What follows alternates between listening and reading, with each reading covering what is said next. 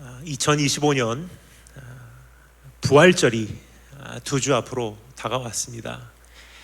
여러분께서는 이번 사순절 기간을 어떻게 지내셨는지요? 가장 중요한 것을 가장 중요하게, 그리고 가장 우선되어야 할 것을 최우선으로 여기시며 살아오셨는지요? 사순절의 주인공은 우리의 구원자 되시는 예수 그리스도입니다. 혹시 그 외의 것에 마음과 정신과 관심을 빼앗기고 지내오시지는 않았는지, 오늘 본문 말씀은 우리에게 무엇이 가장 중요한지 일러주고 있습니다.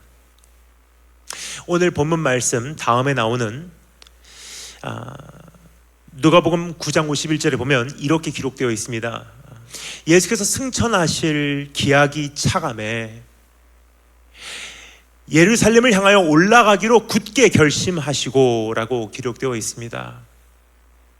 이것은 주님께서 공생의 사역의 마지막 한 바퀴를 향하여 한 걸음을 내디디시는 장면입니다. 주님의 공생의 사역의 마무리를 향하여 나아가셨다는 뜻입니다. 이 땅에 오신 사명을 완성하시기 위하여 끝까지 달려가셨다는 뜻입니다. 고난과 죽음과 부활의 성취를 향하여 마지막 한 걸음을 내디디시는 이 과정에서 주님은 사랑하는 제자들에게 너무나 중대한 질문을 하셨습니다. 너희는 나를 누구라 하느냐?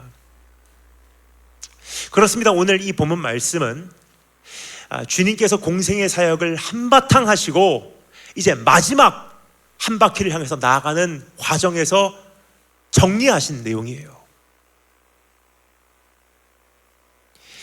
여러분, 이 질문의 답이 주님과 우리의 관계의 연결고리라고 할 수 있습니다.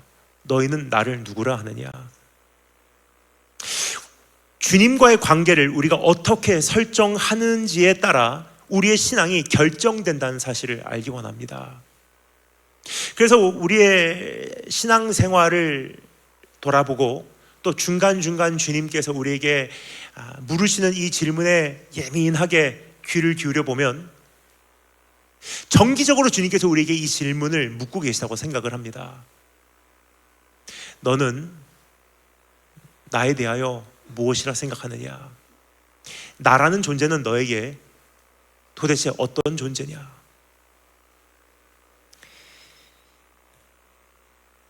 십자가 사건이라는 환난 앞에서 그들에게 물으신 것입니다. 너희는 나를 누구라 하느냐? 목자를 치매, 곧 양들이 흩어지는 혼란 앞에서 그들에게 물으신 것입니다. 너희는 나를 누구라 하느냐? 현재 우리는 환난과 혼란의 때에 놓여 있습니다. 모든 것이 요동치고 있습니다.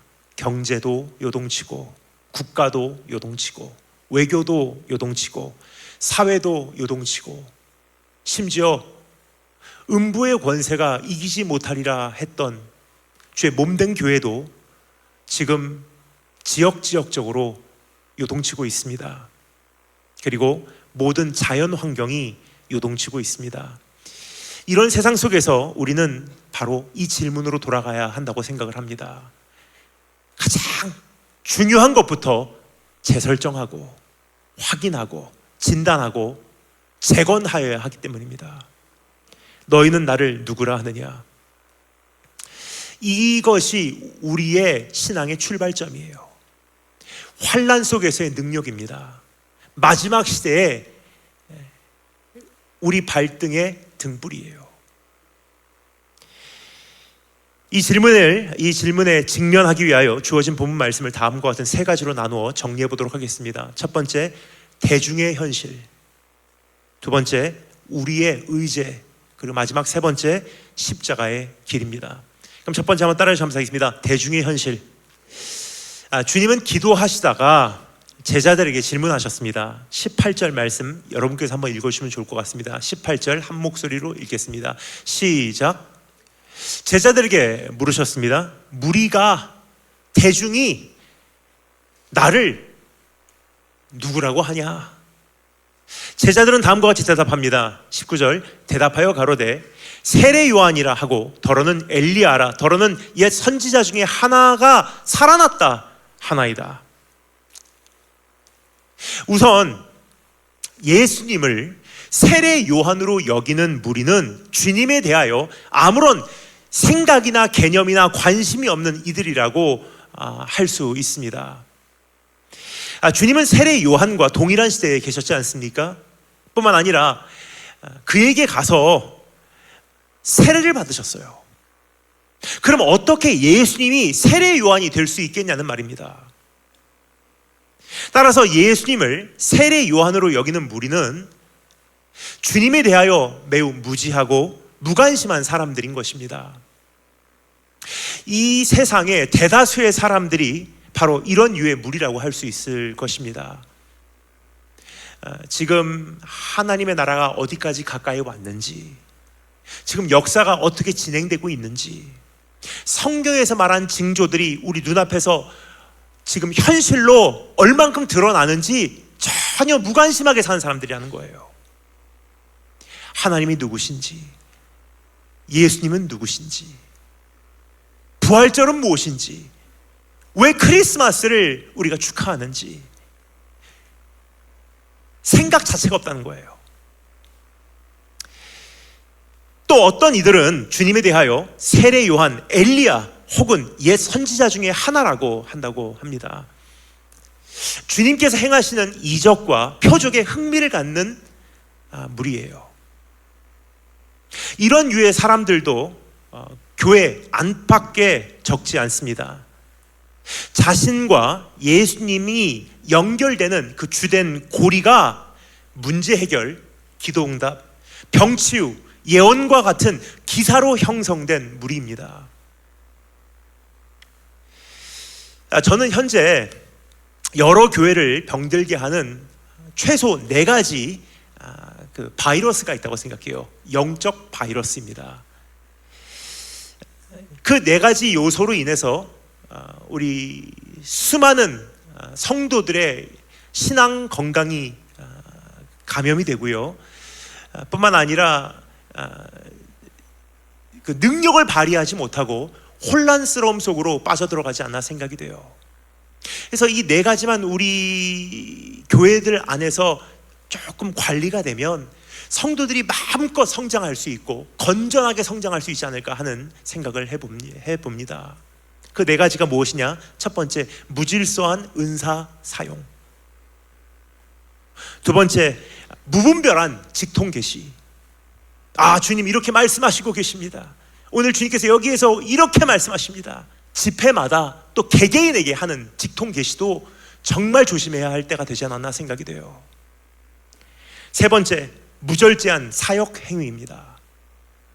여러분, 모든 것이 가하나 모든 것이 유익한 것은 아니에요. 다 때가 있고 장소가 있고 대상이 있는 거예요. 민주주의 국가에서 해야 될 사역이 있고 공산주의 국가에서 해야 될 사역이 있는 것입니다. 그리고 마지막 4번째, 세상 만사 음모론입니다. 이 4가지를 제가 기가 막히게 아웃라인 해왔죠. 딱 그 글자 숫자 맞춰서. 모든 것이 음모론화 되어가고 있는 것을 볼 때 참 저는 여기서 심각한 문제를 느껴요. 뭐냐? 진리를 이야기해도 그것이 이제 신빙성이 떨어지는 거예요. 어떠한 음모론적 관점에서 보면 이 세상에 진실이라는 것은 없어지기 때문이에요. 근데 이것이 세계적 현상 같아요. 미국도 그러한 모습을 적지 않게 찾아볼 수 있고요. 우리 대한민국에서도 이러한 모습을 적지 않게 찾아볼 수 있지 않나 싶습니다. 성령은 오늘도 주의 교회와 성도들 가운데서 초자연적 역사를 이루시고 계신 것은 분명합니다. 그러나 주님과의 관계에 있어서 이적과 표적이 절대로 주된 연결고리가 되어서는 안 된다는 것을 말씀드리고 있는 거예요. It's gotta be more than that. 그 이상의 관계이기 때문이에요.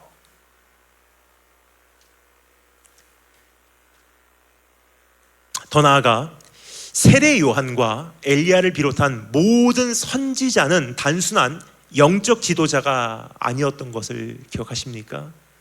그들은 모두 국가 정세에 어느 정도 관여하고 있었습니다.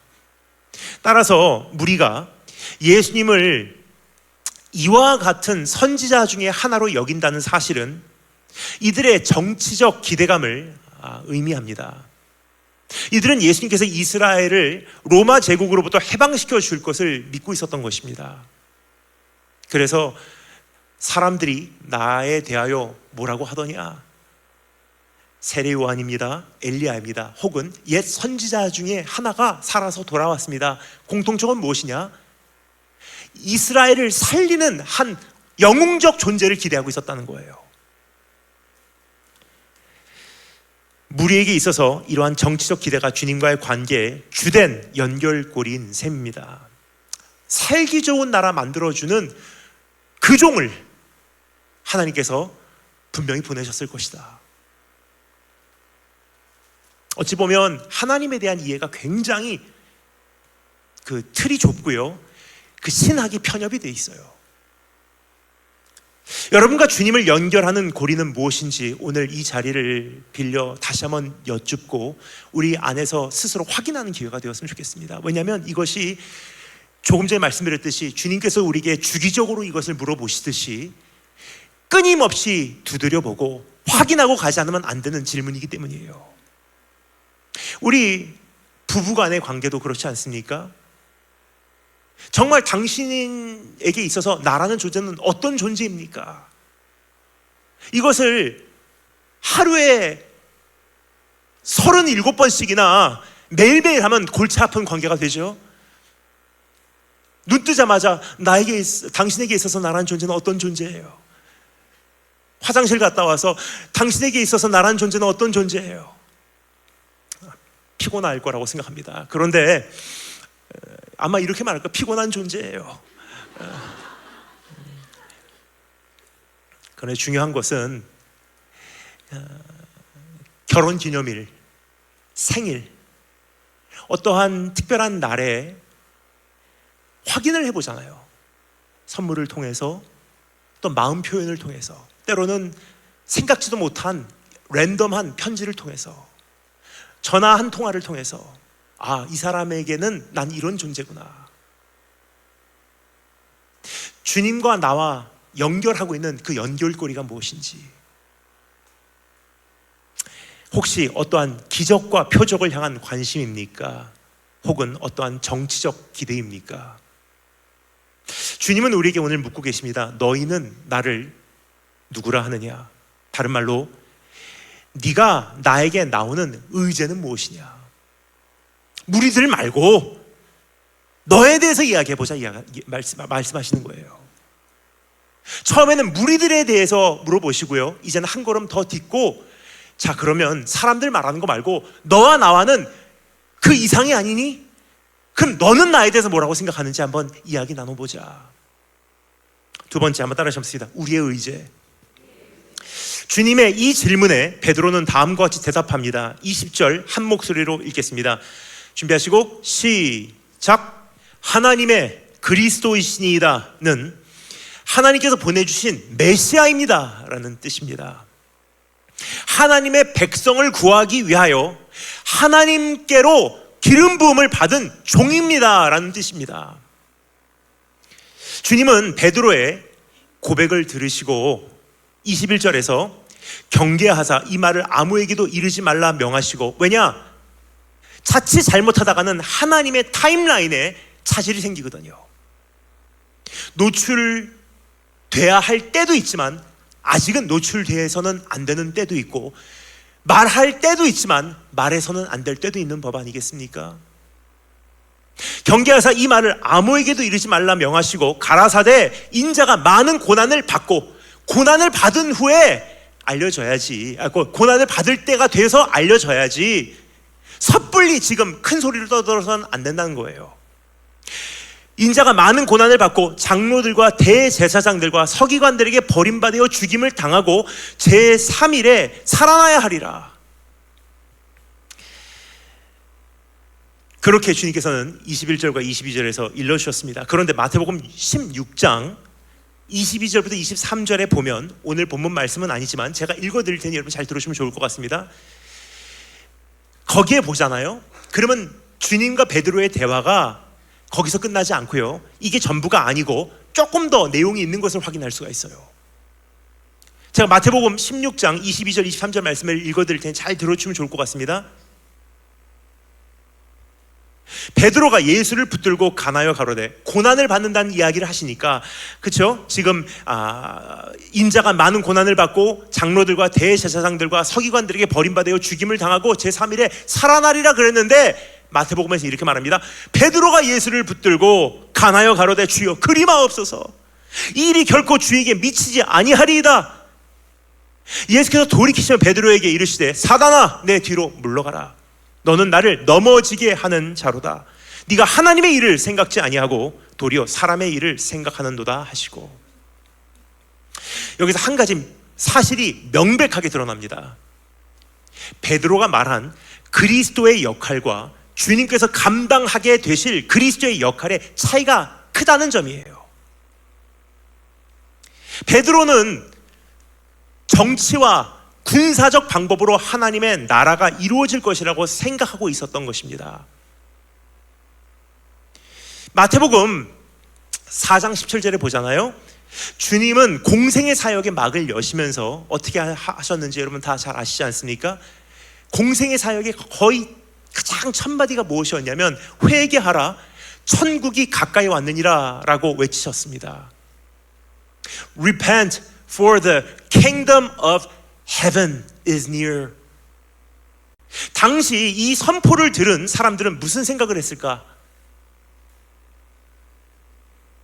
여러분과 저는요, 회개하라 천국이 가까이 왔느니라 그러면, 주님께서 내 죄를 용서하라, 회개하라고 하시구나, 이제 하나님 나라, 주님의 재림이 멀지 않았구나, 가장 먼저 떠올릴 거예요. 근데 그건 우리 생각이고, 2000년 전 이스라엘 유대인에게는 그런 의미가 아니었어요.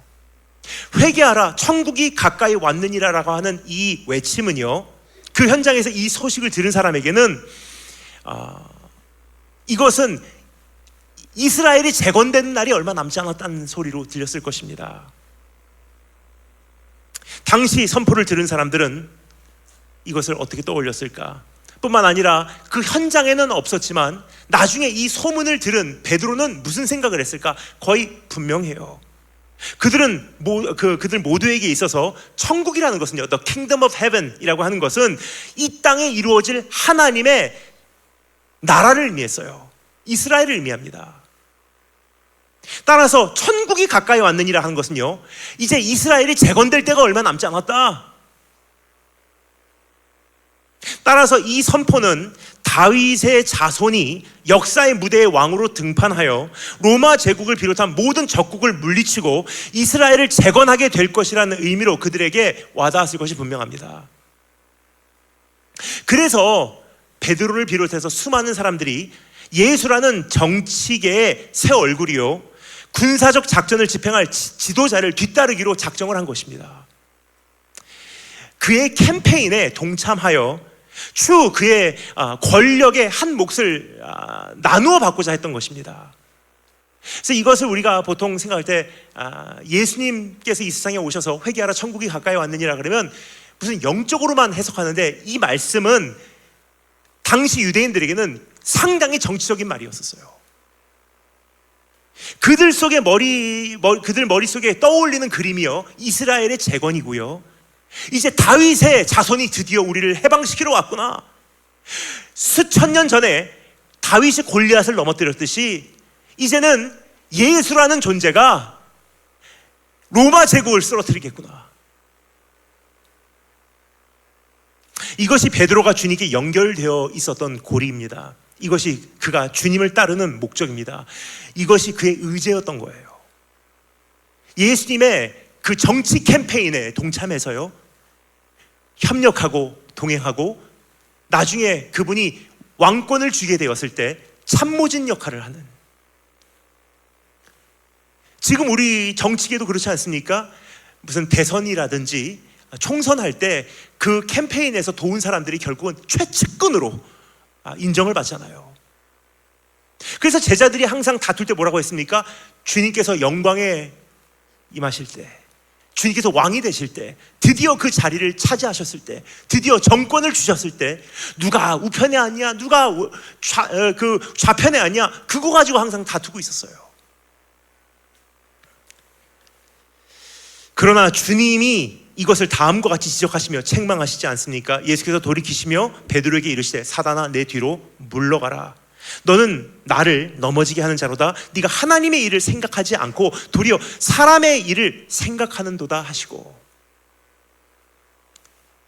여러분, 주님과의 관계에서 사람의 일을 생각하고 계시지는 않으신지,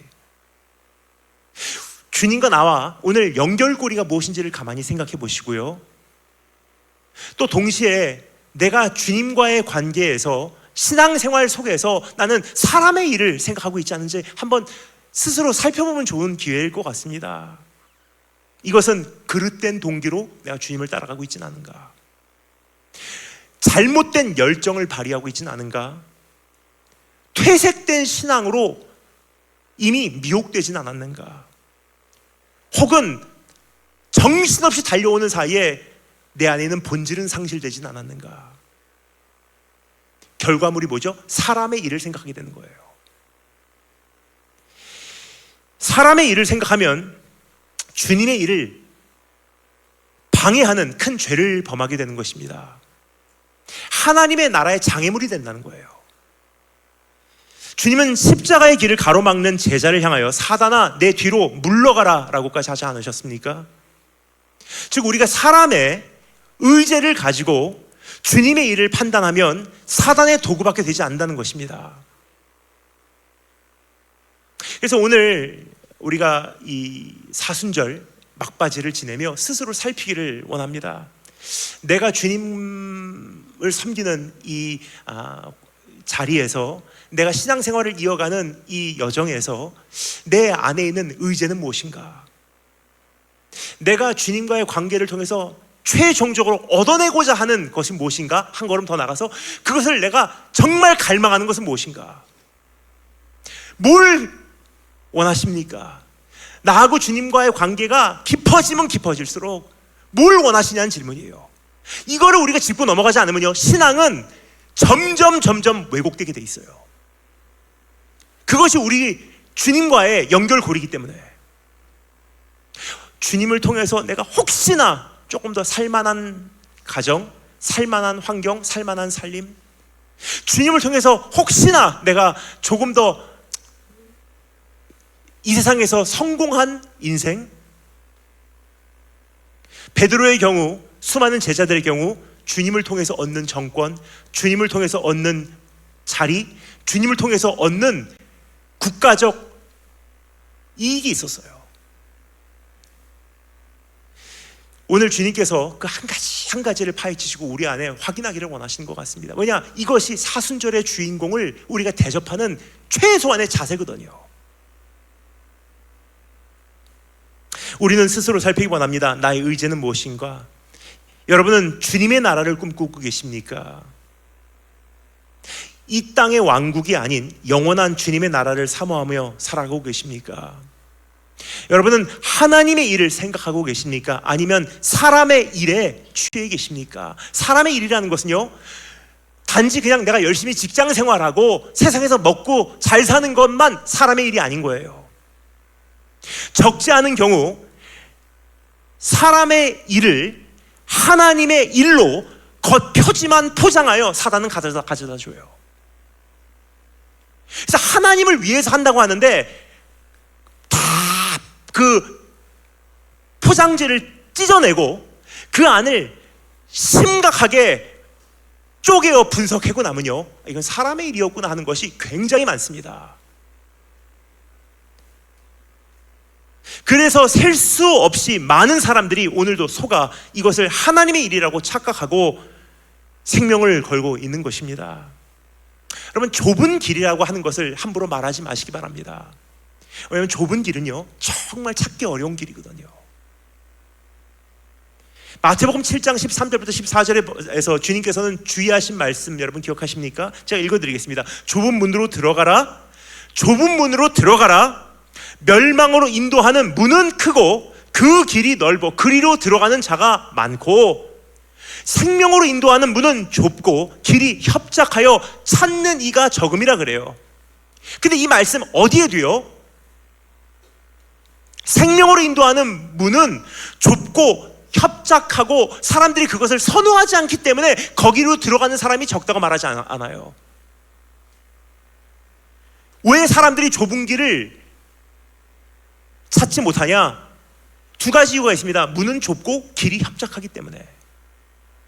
그러면 고난의 길이 좁은 길이죠? 아니에요. 원어로 보면요, 좁은 문을 찾는 이가 적다고 하는 표현, 찾는다라는 표현이요, 무엇을 추구하다, 선호하다가 아니라 발견하다라는 단어로 사용되고 있어요. 영어로 보면 너무나 분명히, 우리말로는 찾는다 그러면 내가 지금 커피숍 찾고 있어. 그러면 커피숍을 발견하려고 하는 것이 아니라 지금 내가 커피를 먹고 싶은데 내가 정말 그 커피 먹을 데 없을까? 난 지금 진리를 찾고 있습니다. 무슨 뜻입니까? 난 진리를 지금 추구하고 있어요. 진리를 향해서 내가 갈망하고 있어요. 그 뜻이에요. 근데 잃어버린 동전을 찾았다 하는 건 무엇입니까? 발견했다는 뜻이에요. 의미가 전혀 달라요. 좁은 길을 찾는 자가 적음이라고 하는 것은요, 그것을 좁은 길로 가려고 하는 사람이 적다는 뜻이 아니에요.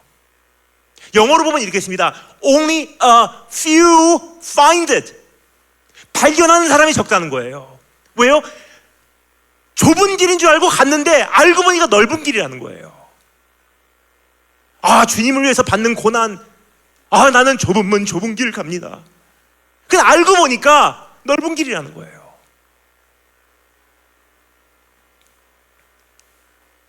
주님은 좁은 길을 추구하고 선호하는 이가 적다고 말씀하신 것이 아닙니다. 좁은 길을 발견하는 이가 적다고 말씀하고 계신 것입니다. 언젠가 이런 비유를 말씀드린 적이 있습니다. 우리 JJ모 여러분들은 들으신 적이 있으실 것입니다. 내비게이션 우리가 켜고 어디를 갈 때 이런 경험 있지 않습니까? 이제 500m 전방에서 우회전하시기 바랍니다. 300m 전방에서 우회전하시기 바랍니다. 이제 곧 100m 전방에서 우회전하시기 바랍니다. 우회전입니다. 재검색합니다. 경로를 이탈하여 새로운 경로를 검색하겠습니다. 분명히 우회전한 데가 없었어요. 유턴하고 다시 돌아와서 또 유턴하고 왔던 길 갑니다. 오케이, 다시 한번 해보자. 500m 전방에서 우회전합니다. 300m 전방에서 우회전합니다. 150m, 100m, 50m 곧 우회전합니다. 그 몇 번 하다 보면 어떻게 되냐? 자동차를 어디다 주차해 놓고요, 걸어가 봐요. 분명히 여기 우회전한 데가 없는데 가고 나면 자동차 속도 아무리 그것이 20km 내고 달린다고 해도 도저히 그 속도에서는 운전대 잡고서는 보이지 않는 길들이 있지 않습니까? 정말 작은 길이라는 거예요. 들어가는 그 길 문이 너무 좁고 그 길이 너무 협착해서 정신 바짝 차리고 집중해서 살펴보지 않고 신중하게 우리가 분별하지 않는 한 웬만한 사람들은 다 발견할 수 없는 그 길 말입니다. 좁은 문, 좁은 길이 바로 그 뜻이에요. 정말 깨워서 예수 그리스도라는 문으로, 오늘도 예수 그리스도라는 문으로, 예수 그리스도만큼은 내가 타협할 수 없습니다. 예수 그리스도라는 문으로 내가 들어가겠습니다. 끊임없이 그 문을 잣대로 사용하지 않으면요, 넓은 길을 가면서 좁은 길 간다고 착각하는 사람이 대다수라는 거예요. 많은 이들이 속고 있기 때문입니다. 넓은 길을 좁은 길이라고 착각하고 있기 때문입니다. 그리고 넓은 길을 가며 자기는 좁은 길로 가고 있다고 영심리에 도취되어 있기 때문이에요. 그래서 마지막 날, 심판의 날 크게 놀라게 될 것입니다. 마태복음 7장 21절부터 23절 말씀, 주님은 이렇게 경고하시지 않습니까? 나더러 주여 주여 하는 자마다 천국에 들어갈 것이 아니요 다만 하늘에 계신 내 아버지의 뜻대로 행하는 자라야 들어가리라. 그날에 많은 사람이 나더러 이르되 주여 주여. 알고 보면 다 사역자들이에요. 예수 안 믿는 사람들이 아니라는 거예요. 주의 이름으로 선지자 노릇을 하며 주의 이름으로 귀신을 쫓아내며 주의 이름으로 많은 권능을 행치 아니하였나리까 하리니, 선지자 노릇 했고요, 귀신을 쫓아냈고요. 많은 권능을 행했대요. 무슨 뜻이냐? 사역자들이고요. 신앙생활 하는 사람이었고요. 나름. 심지어는 많은 귀신을 쫓아낼 만큼, 많은 능력을 행할 만큼 사역의 열매도 있었던 거예요. 그게 주님의 충격적인 답은 무엇입니까? 그때 내가 저에게 밝히 말하되 내가 너희를 도무지 알지 못하니 I never knew you. I really don't know you가 아니에요. I never knew you. I really don't know you는 뭐냐? 진짜 잘 모르겠어요. 그 뜻이에요. 도무지 알지 못하노라라는 것은 I really don't know you. 한번 진짜 잘 모르겠어요. 그 뜻으로 이해할 수 있어요. 근데 I never knew you는 무엇이냐? 난 단 한 번도 너를 안 적이 없다는 거예요. 과거에 네가 그 사역할 때, 심지어 귀신이 나갈 때, 능력을 행할 때도 난 너를 단 한 번도 안 적이 없다. 그럼 어떤 분은 질문하세요. 그럼 어떻게 귀신이 나갑니까? 나가요. 왠지 아십니까? 내가 말하는 예수 그리스도 이름 자체 안에 권세가 있기 때문에 귀신은 그 이름 듣고 놀랍니다. 그러니까 우리가 어떤 표면적인 모습을 보고 야, 저 사람 대단한 사람이야 평가할 수 없다는 거예요. 수많은 사람들이 오늘 넓은 길을 가며 좁은 길이라고 착각하고 있고요. 잘못된 의제를 가지고 사단이 가져다주는 포장지에 다 감싸 있어서 그것이 하나님의 뜻인 줄 알고 지금 생명 걸고 있는 것이 오늘날의 수많은 성도들이 속아 넘어가고 있는 문제가 아닌가 생각이 됩니다. 그때 내가 저희에게 밝히 말하되 내가 너희를 도무지 알지 못하니 불법을 행하는 자들아 내게서 떠나가라 하리라. 여러분, 오늘 내 안에 있는 의제가 무엇인지, 세상 사람들 말고, 세상 사람들은 주님에 대한 관심도 없는 사람이고 주님은 세례 요한입니다. 관심도 없고 개념도 잘못됐고 생각이 없는 사람들이에요. 그 사람들 말고 예수 믿는다는 우리, 너희는 나를 뭐라고 하느냐? 네가 나를 지금 따라오는 이유가 무엇이니? 너에게 있어서 나라는 존재는 어떤 존재니? 이 사순절 기간 동안 너는 어디에다가 관심을 쏟았니?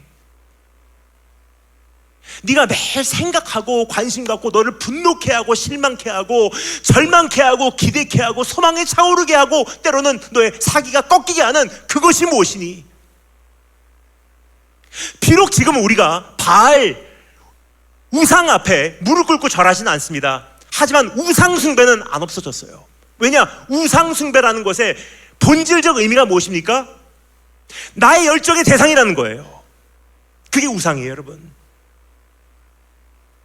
여러분의 열정의 대상은 무엇입니까? 누구입니까? 여러분의 열정의 대상은 어디에 있습니까? 혹시 예수 그리스도를 믿는다고 하면서 다른 우상 앞에 내가 이 사순절 기간, 주님의 고난주간을 맞이하는 이 기간 가운데 나를 위해서 십자가 달리신 예수님을 묵상해야 되는 이 계절에 내가 그 우상 앞에 무릎 꿇고 있지는 않았는지.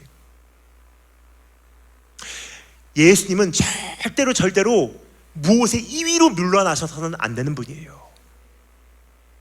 교회의 머리 되신다고 하셨잖아요. 주님은 으뜸 되신 분이시고 따라서 우리의 모든 관심의 대상이 되어야 되는 거예요.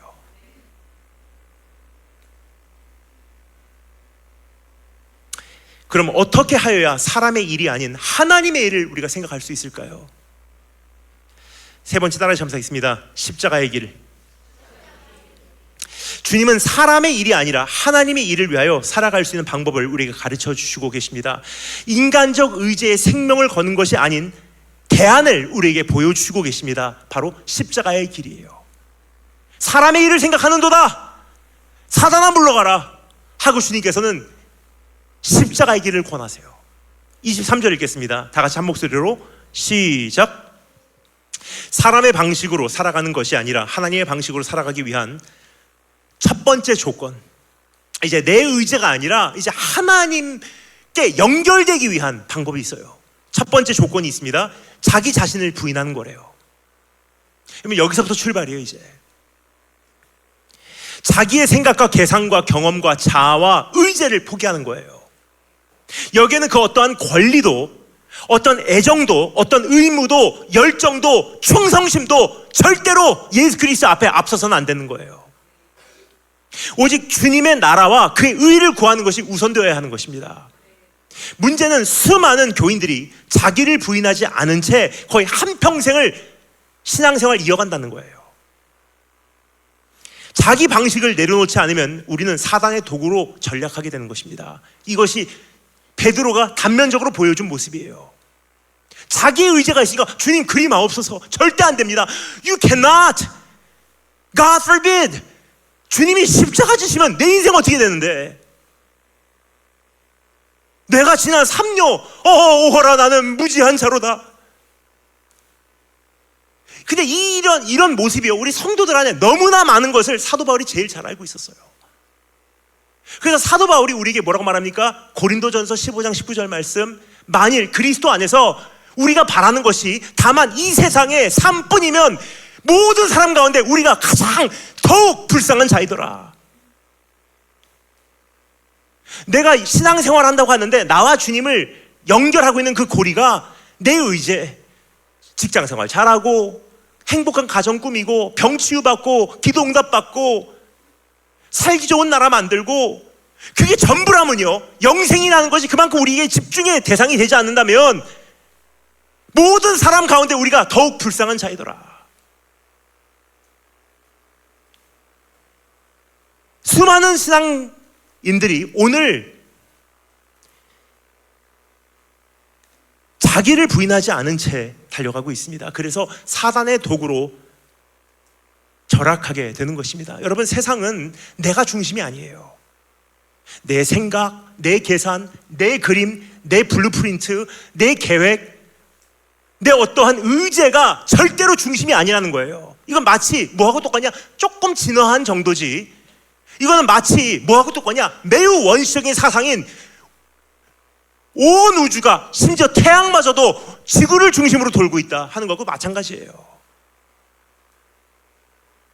성경은 주님이 중심이라고 우리에게 일러주고 있습니다. 따라서 자기를 부인한다는 것은요, 나 중심으로 모든 것을 판단하던 그 자리에서 내 자신을 내려놓고 주님 중심으로 돌아온다는 뜻이에요. 주님을 삶의 중심으로 모신다는 것은 그럼 구체적으로 무엇을 의미하는 것일까? 여러분, 우리는 주님의 경영과 계획과 섭리를 다 이해할 수 있어요, 없어요? 없습니다. 그래서 주님께서 뭐라고 말씀하셨습니까? 주님께서 어찌 보면 비웃으시듯이, 아니면 조금 가엾었던 것도 있었던 것 같아요. 다 안다고 하는 사람에게 사실은 너희가 나 몰라, 그렇잖아요? 저도 가끔 그런 이야기 듣습니다. 오늘도 목사님께 오늘 칭찬을 받았는데 왠지 제가 아주 근심이 된 게 있어요. 오늘 아마 여러분 생각하시고 계신 것이 분명하기 때문에 제가 그냥 이 방 안에 있는 코끼리를 데리고 나오겠습니다. Elephant in the room이라고 하는 표현이죠. 분명히 코끼리가 있는데 우리가 무시하고 대화해서는 안 되잖아요. 목사님께 저에게 물어보세요. 어디 편찮으세요? 어디 아프십니까? 안 아픕니다. 저는 왜 살이 이렇게 빠졌냐? 그거 이제 물어보시는 거예요. 근데 저는 작년 말에 너무 많이 아팠거든요. 그래서 이번에 어떤 새롭게 하소서 그거 보시면 목소리부터 얼굴이 부어 있어요. 그냥 몸도 아프고 체력도 무너져 내리고 너무 자주 아픈 거예요. 그래서 금년 들면서 세월이 이렇게 흘러가서는 안 되는구나 결심을 했어요. 제가 한 지난 2년 3년 포기하고 살았구나. 포기라고 해서 그냥 마음껏 산 건 아니에요. 근데 이거 포기라는 게 무슨 뜻이냐? 세월의 순리를 받아들이기로 한 거예요. 어떻게 세월을 역류하나. 그냥 몸짱 50대가 되느니, 아직 50은 아닙니다. 그냥 몸짱 50대가 되느니 좀 이게 풍성해서 기댈 수 있는 50대 아저씨가 되자. 그래서 좀 마음껏, 사람이 정신이 날카로우면 안 되니까. 그러면 탄수화물 끊으면 날카로워지더라고요. 그래서 좀 오히려 몸을 키우기보다 우리 좀 여유 있는 너그러운 성품으로 피자도 먹고 햄버거도 먹고, 그리고 무슨 옷을 그렇게 사요? 지금 있어봤자 제가 입는 옷이 거의 정해져 있어요. 매일 제일 위에 있는 옷 입습니다. 그러다 보니까 한 2, 3년 코로나 끝나고 그냥 그렇게 살다 보니까 제 자신이 관리가 안 된 거예요. 근데 어느 날 그날 그 아팠던 것을 계기로 정신을 차린 거예요. 이래서는 안 되겠다. 탕자가 자기 자신에게 돌아오듯이 내가 이래서는 안 되겠다 하고 내 자신에게 저는 두 손 들고 항복하고 다시 이제 관리를 시작했어요. 근데 이제 만난 분들마다 저에게 물어보십니다. 왜 이렇게 빠지셨어요? 근데 이제 제 마음속에 있는 한 가지 생각은 옛날엔 얼마나 쪘길래 이렇게 물어보시나.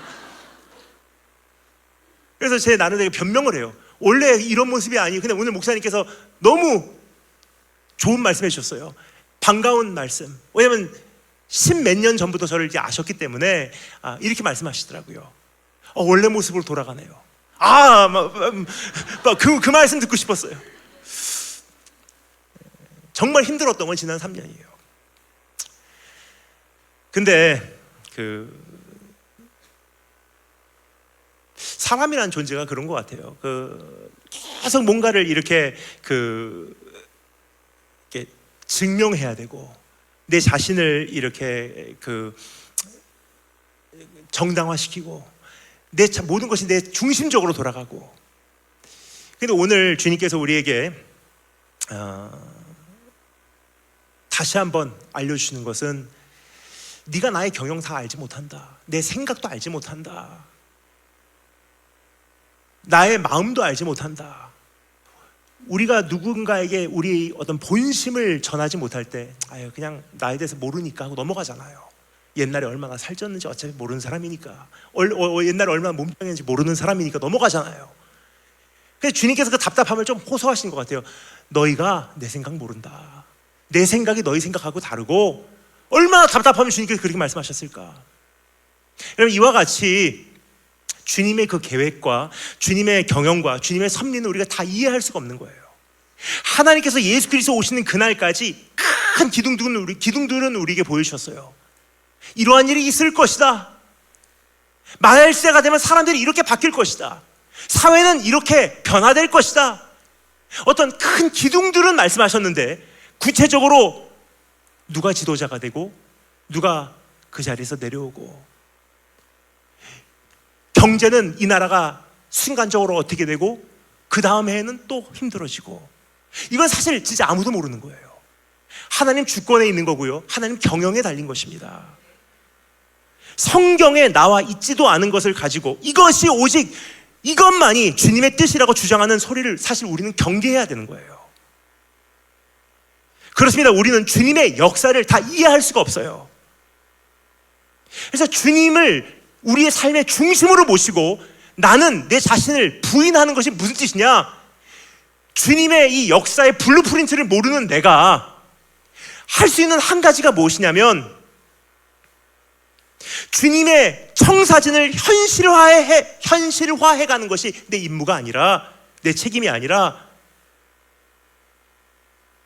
우리의 역할은 오히려 하나님의 방식으로 이 세상을 살아가는 게 주님의 뜻이에요. 그 최고 궁극적인 결과는 모릅니다. 우리가 주님의 청사진이 어떻게 될지 누가 알겠습니까? 그 블루프린트가 어떻게, 이 역사가 이렇게 이루어질 거야, 아무도 몰라요. 그거 사실 하나님의 생각과 우리 생각이 그렇게 다른 거예요. 그래서 주님께서 우리에게 주신 임무가 무엇이냐? 자, 이 청사진을 봐라. 대한민국은 이런 역할을 하게 될 것이고, 미국은 이런 역할을 하게 될 것이고, 이 선교지에서 중국은 이런 역할을 감당하게 될 것이다. 자, 그러면 이 청사진을 가지고 너는 이제 그렇게 살아라가 아니에요. 굉장히 많은 분들이 이것을 주님의 이름으로 선포하고 있어요. 마지막 시대에 일본은 이러한 선교의 역할을 할 것입니다. 미국은 이러한 선교의 역할을 할 것입니다. 한국은 이러한 선교의 역할을 할 것입니다. 근데 분명히 말씀드리겠습니다. 선교사인 제 입장에서 들어도 잘못된 부분들이 그 말에 굉장히 많거든요. 우리가 알 수 있는 것은 주님의 최종적인 청사진이 아니에요. 주님께서 우리에게 맡기신 건 뭐냐? 내 방법으로 살아. 그게 우리가 할 수 있는 최선이에요. 주님의 방법으로 살아가는 거. 그것이 내 자신을 부인하는 것이고 주님을 내 중심에 모시는 것이라고 이해하시면 되겠습니다. 주님의 방식으로 세상을 살아가는 것은 무엇입니까? 내 이웃을 사랑하는 것, 소외된 이들을 돌아보는 것, 몸된 교회를 아끼는 것, 그 은혜를 의지하는 것, 잃어버린 영혼들을 구해내는 것, 복음을 땅끝까지 전하는 것. 그것이 성도의 본분이요, 교회의 관심사요, 하나님께서 우리에게 맡기신 분량인 거예요. 근데 우리는 어느 사이인가 이것만이 하나님 뜻이라고 생각하고 거기다 생명 거는 그러한 모습을 볼 때 전 너무나 가슴이 아파요. 여러분 기억하시기 바랍니다. 절대로 내가 이해하고 있는 하나님의 그 뜻, 그 목적이요, 우리가 어떻게 그것을 이루어내는지 그 과정을 정당화할 수 없는 거예요. 성도의 가장 중요한 것, 절대로 놓쳐서는 안 되는 것, 이것만큼은 제가 지금까지도 생명 걸고 하고 있는 것이 있습니다. 과정을 지키자. 과정이 무너지면 목적에서 하나님의 뜻이 퇴색이 돼버려요. 왜냐? 우리가 비록 미숙해도요, 과정에서 하나님의 방식으로 했을 때 미달이 돼도 결국은 하나님께서 이루시거든요. 주님의 뜻은. 근데 그 뜻을 이루어내기 위해서 내가 방식을 왜곡시키고 편법하고 내가 타협하면요, 뜻은 어차피 모든 것이 합력하여 이 선을 이루게는 되어 있어도 나는 그 과정에서 탈락인 거예요. 그래서 저는 선교지에 갈 때 가장 중요한 것이 무엇이냐, 제일 먼저 배운 것이 무엇이냐, 절대로 편법하지 마. 모든 것을 합법적으로 해. 오늘 다시 한번 주님 앞에서 내 자신을 내려놓으시고 부인하시고 주님을 중심으로 모시는 축복이 있으시므로 축원드립니다. 자, 그럼 이 길을 가기 위한 두 번째 조건, 첫 번째는 자기 부인이고요, 두 번째 자기 십자가를 지는 거예요. 주님께서 뭐라고 말씀하십니까? 자기를 부인하고 자기 십자가를 지래요. 우리에게 있어서 십자가는 단순한 사용 도구에 불과하죠. 십자가 생각하면 그건 사용 도구였어. 그러나 십자가는 로마 시대의 사람들에게는 여러 가지 의미를 지니고 있었습니다. 우선 십자가는 수치를 의미합니다. 수치. 십자가를 지는 과정에서 첫 단계는 그것을 짊어지고 군중을 통과하며 사형 집행 위치까지 나아가는 것이었기 때문이에요. 군중을 통과하는 과정에서 사람들에게 이루 말할 수 없는 조롱과 정죄와 저주를 받습니다. 하지만 이 과정이 없이는 절대로 십자가의 길은 존재하지 않는 것입니다. 반드시 지나가야 하는 과정이에요. 수치의 과정. 그래서 예수님께서 우리에게 오늘 뭐라고 말씀하십니까? 누구든지 사람들 앞에서 나를 부인하면 천군 천사와 주님께서 이 세상에 다시 오실 때 아버지와 천사들 앞에서 내가 너희를 부인한대요. 절대로 우리는 주님의 길을 갈 때 수치를 감당해야 되는 거예요. 수치라는 것은 창피해가 아니에요, 여러분. 사람들이 나를 몰라주는 걸 이야기하는 거예요. 불명해.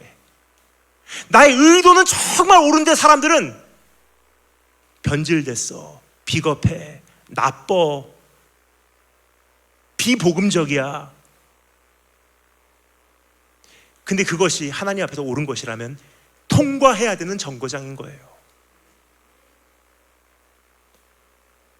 또 십자가는 수치뿐만 아니라 굴복을 의미합니다. 로마 시대의 십자가형은 어떠한 특정 범죄에 해당되는, 어떠한 특정 범죄에만 유독 해당되는 처벌이었습니다. 뭐였을까요? 강도질이지만 아니에요. 반란이에요. 반란죄예요. 내란죄. 그게 십자가형이었어요. 마가복음 15장 27절에 보면 강도 둘을 예수와 함께 십자가에 못 박으니 하나는 그의 우편에 하나는 좌편에 있더라고 기록되어 있습니다. 근데 여기서 강도는 우리가 일반적으로 생각하는 폭행이나 협박 따위로 남의 재물을 빼앗는 도둑을 가리치는 것이 아닙니다. 성경에서 말하는 이 레이스타스라고 하는 이 강도라는 이 헬라어 단어는요, 영어로 rebel, 반역자, 저항 세력을 뜻하는 단어예요. 즉 예수님 곁에 십자가에 달린 강도 둘은요, 로마 제국에 맞서는 이스라엘 독립운동가들이었던 것입니다. 뿐만 아니라 군중이 예수님 때문에 예수님 대신에 풀려나기를 요구했던 사람이 누구죠? 바라바도 마찬가지의 케이스예요. 마가복음 15장 7절에 보면요, 마가는 바라바를 다음과 같이 정확하게 우리에게 소개를 하고 있습니다. 들어주시면 감사하겠습니다. 밀란을 꾸미고 그 밀란 중에 살인하고 체포된 자 중에는 바라바라 하는 자가 있었더라. 내란죄예요, 내란죄. 그도 로마 제국에 맞서는 반역자요, 저항 세력이었던 것입니다. 그런데 유대인들의 입장에서는요, 그 두 강도나 바라바는 애국심이 불타는 영웅들이었어요. 로마 제국 입장에서는 불쾌한 존재, 로마 제국을 향해서 반란을 일으키는 존재인데, 유대인들 입장에서는 영웅들인 거예요.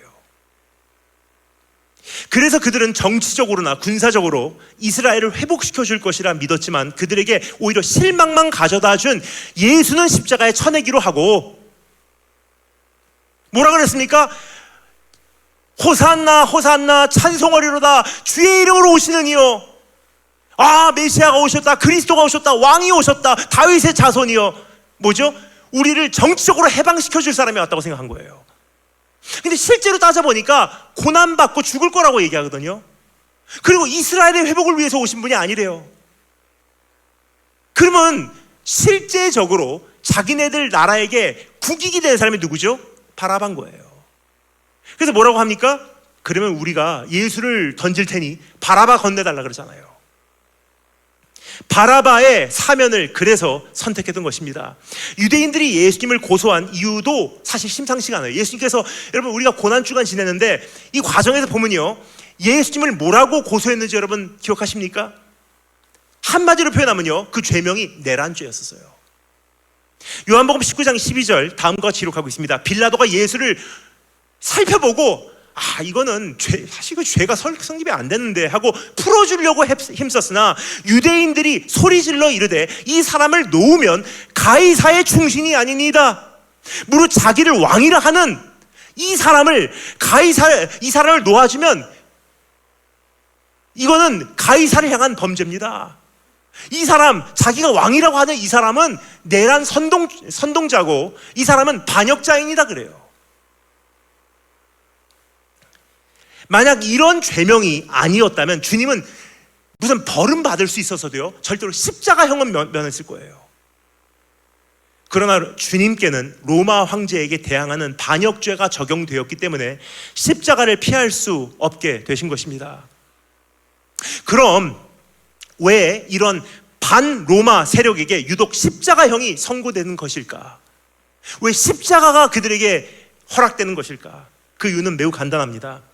십자가 위에 못 박힘을 당하고 거기서 무기력하게 죽어가는 모습이 굴복을 상징했기 때문이에요.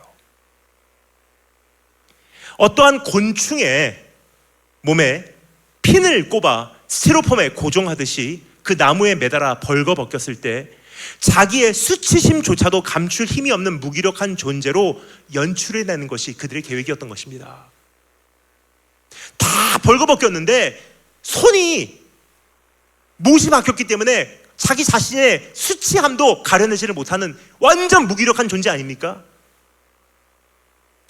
호세아서에 보면 간음하는 여인 고멜을요, 그 남편 호세아가 데리고 와요. 근데 그 데리고 오는 과정에서 나중에 찾아가 보니까 고멜이 노예로 팔려간 거예요. 그럼 지금으로 말하면 그 노예 시장에서 고멜을 이제 그 판매하려고 값을 부릅니다. 얼마요? 억션이에요. 얼마? 오케이. 또 이 여자 그 우상의 제단에서 간음하며 거기 음란을 저질렀던 여자입니다. 이 그 제단의 이 여자 제사장이에요. 고멜은 이 여자를 살 사람 하면 또 얼마요? 얼마요? 근데 그 여자를 노예로 판매하는 것이니까 거의 벌거벗겨 놓고 판매한 거예요. 근데 호세아서에 보면요, 고멜이 눈을 감아요. 왜냐? 자기가 할 수 있는 최소의 자기 방어거든요. 감출 수는 없어도 눈 감으면 적어도 자기는 조금이나마 마음이 편안해지기 때문에. 근데 이와 같이 십자가형이라는 것은요, 그래서 잔인한 거예요. 완전한 굴복을 의미합니다. 양손에 못을 박아놓고 무기력한 상태로 박아놓은 거예요. 자기 자신을 감출 길도, 자기 자신을 보호할 수 있는 힘도 없는 것입니다. 주님은 우리에게 십자가의 길을 권하시며 굴복을 요구하고 계세요. 네 자신을 보호하지 마. 네 자신을 감추려고도 하지 마. 나에게 완전히 굴복하고 나를 따라올 수 있겠니? 이것이 영생을 얻고 참된 자유를 소유하고 이 땅의 평화를 이루어낼 수 있는 유일한 길이란다. 여러분, 우리는 그 정반대라고 생각하고 있어요. 내 자신을 잘 지켜내고 내가 사랑하는 것을 지켜내고 그것을 위해서 싸우고 피 터지기까지 해도 그것을 위해서 싸워내는 것이 내 정당한 권리라고 생각해요. 근데 여러분, 하나님의 방법은 십자가였었어요. 굴복인 거예요. 고린도전서 1장 18절에서 이렇게 말합니다. 십자가의 도가 멸망하는 자들에게는 미련한 것이지만, 당하는 것이 미련한 것이지만 구원받는 우리에게는 이것이 하나님의 능력이래요. 여러분, 날마다 자기 십자가를 지심으로 주님께 날마다 굴복하시고 복종하시고 순종하시는 축복이 이제 있으시기를 주님으로 축원드립니다. 또 십자가는요, 고난을 의미합니다. 고난.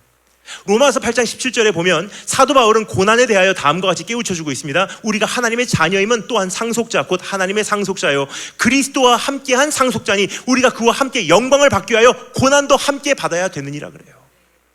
우리가 고난을 굳이 찾아다니지는 않아요. 우리가 그 영적 세디스트라고 하나요? 고난을 즐기는 사람들 아니에요. 오, 고난 너무 좋아. 이상한 사람들이.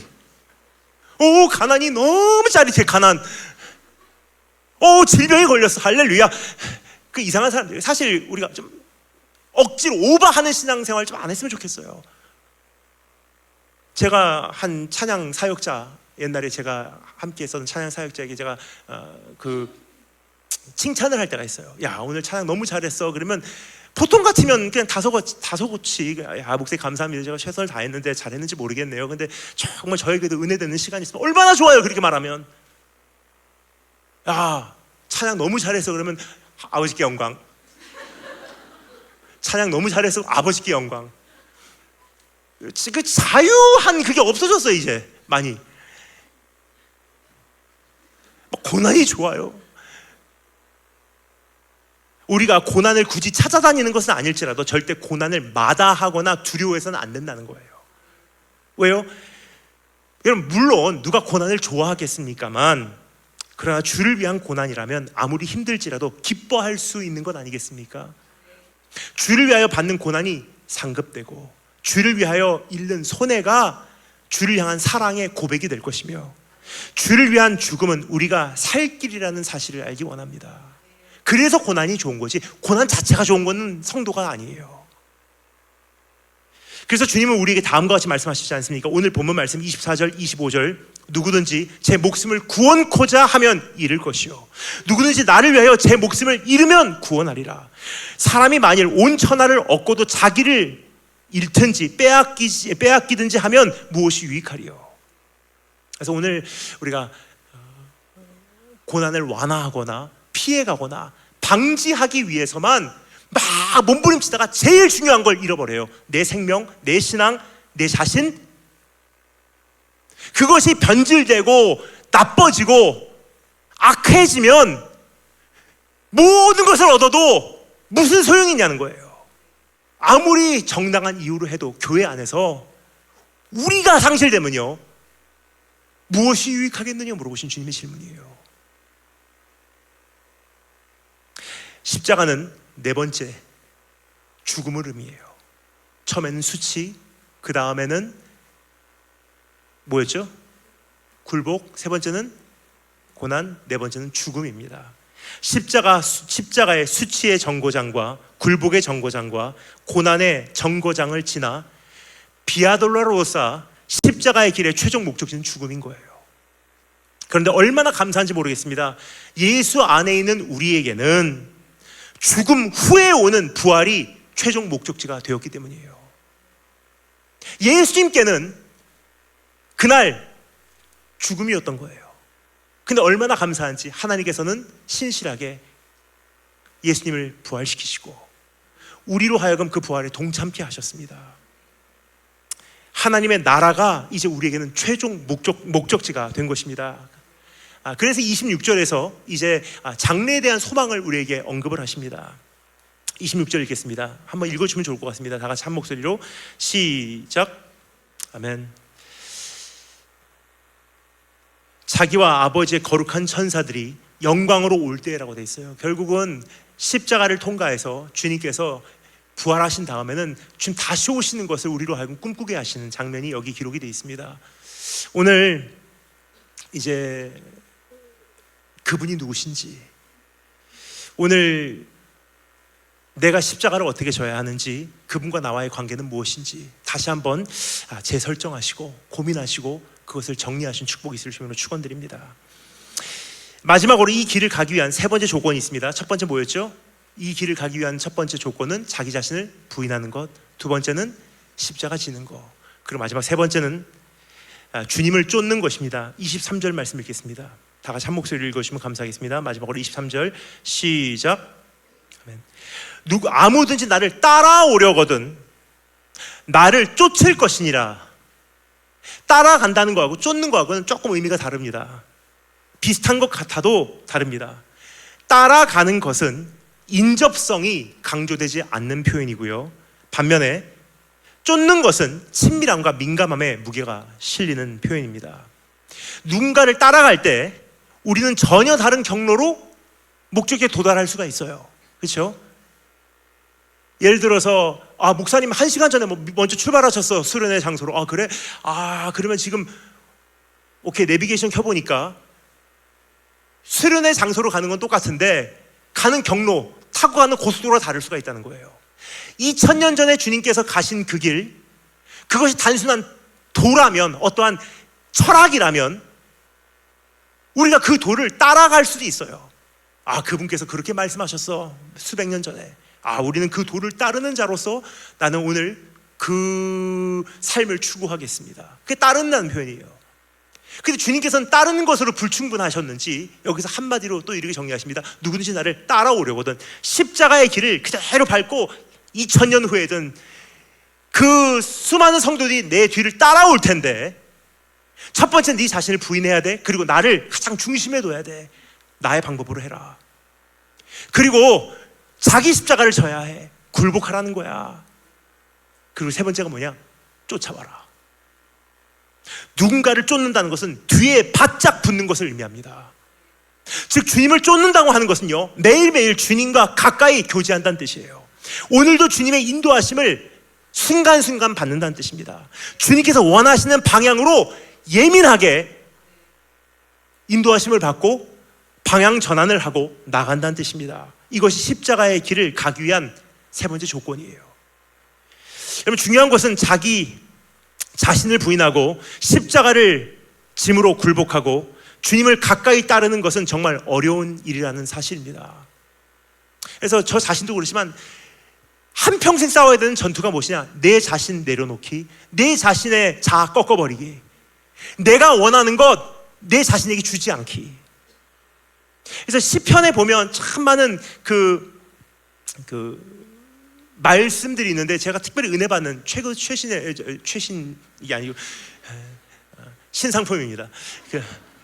최근에 은혜 받는 말씀이 무엇이냐면, 다윗이요, 적지 않게 자기 자신의 영혼에게 이야기한다는 거예요. 내 영혼아, 내 영혼아, 기뻐하라. 내 영혼아, 내 안에 있는 것들아 다 주를 찬양하라. 내 영혼에게 말하고 있다는 거예요. 근데 시편 130여기까지 말씀드리면 안 되는데, 사실 왜냐면 이거 제일 내일 주일 예배 말씀이거든요. 근데 시편 131편 보면 내 영혼이 그 주의 품에서 어린 갓난 아기가 안식한 것 같대요. 왜냐하면 내 영혼을 어린아이 취급하는 거예요, 다윗이. 여러분, 어린아이들 어떻게 합니까? 제 친구들은 지금 결혼해서 애가 2-3명 있는 친구들도 많아요. 뭐 고등학교 간 친구들도, 아이가 고등학교 간 친구들도 있고 하는데, 뭐 대학생에도 이상하지 않을 정도입니다, 지금 제 친구들. 근데 옛날 신학 대학원 다닐 때 그 친구들 집에 가는 것이 참 좋긴 했는데 때로는 힘들었어요. 3살짜리 아이, 5살짜리 아이. 그러면 저하고 대화하고 있으면은 아이들을 데리고 오잖아요. 그럼 아이들은 이 둘이서 너무 귀한 그 대화를 나누시기 때문에 내가 배려해드리겠습니다라는 생각이 없는 애들이에요.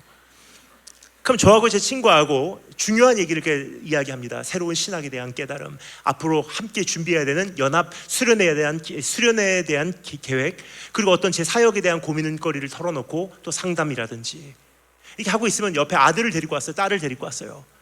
근데 걔네들이 하다가 Dad, 그러면 좀 무시해요. 저도 무시하려고 노력을 해요. 얘는 존재하지 않는다 하고 대화하고 있어요.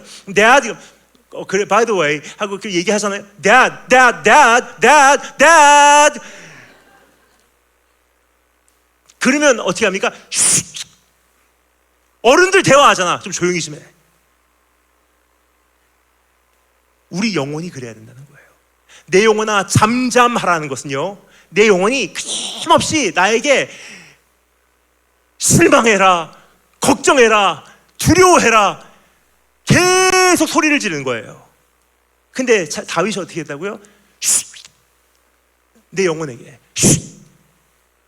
시끄럽게 떠드는 아이를 잠잠하게 재워서 부모의 품에서 아득하게 잠자고 있는 아이로 시편 131편에서 묘사를 하고 있습니다. 내일 주일 아침 예배 새롭게 가서 말씀을 준비해야 될 것 같습니다. 어찌되었든 주님을 따라간다는 건 사실 만만치가 않아요. 안에는 이 자아도 내 영혼도 내 생각도 계속 꿈틀거리거든요.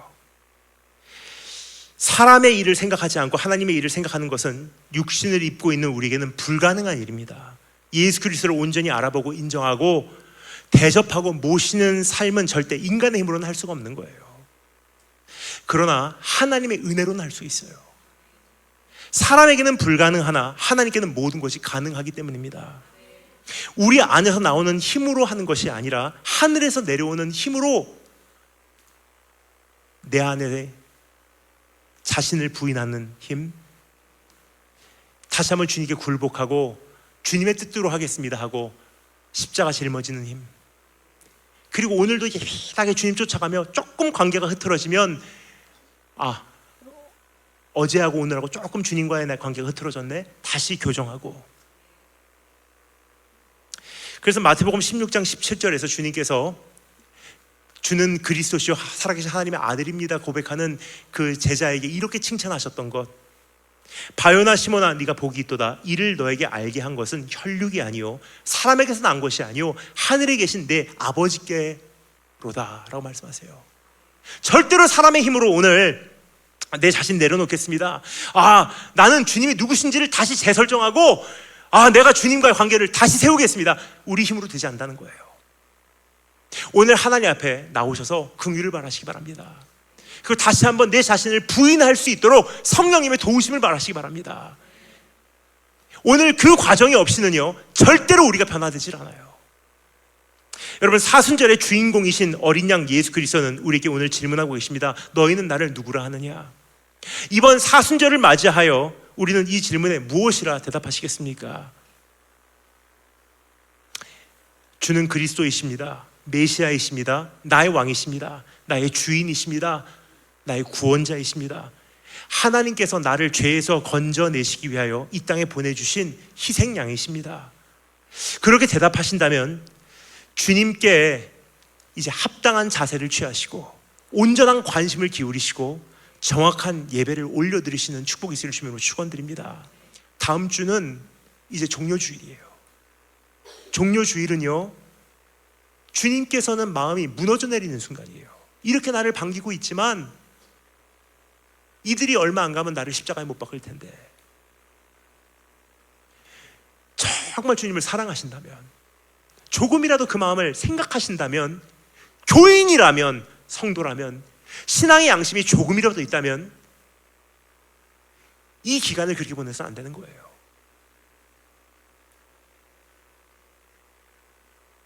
분산되어 있는 우리의 여러 관심사와 걱정거리와 장래를 향한 근심의 내용을 주님 앞에 내려놓기를 바랍니다. 그리고 자기를 부인하고 이제 자기 십자가를 짐으로 주님께 굴복하고 주님을 가까이에서 쫓는 성도의 결단이 이번 이 계기를 통해서, 이번 이 계절을 통해서 이루어지기를 주님으로 축원드립니다. 이것이야말로 우리를 위하여 생명 아끼지 않으신 고난의 주님을 향한 합당한 자세요, 부활의 주님을 향한 향기로운 선물이 될 것입니다. 다 같이 고개 숙여주시면 감사하겠습니다.